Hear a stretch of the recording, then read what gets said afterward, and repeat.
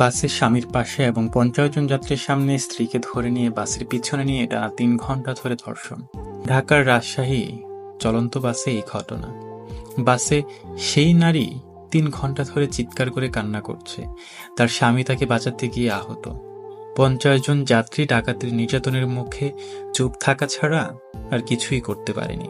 সেই নারী ক্রমাগত চিৎকার করছিল এবং ভাবছিল তার চিৎকার হয়তো কারো কাছে পৌঁছাবে, কেউ হয়তো তাকে বাঁচাতে এগিয়ে আসবে।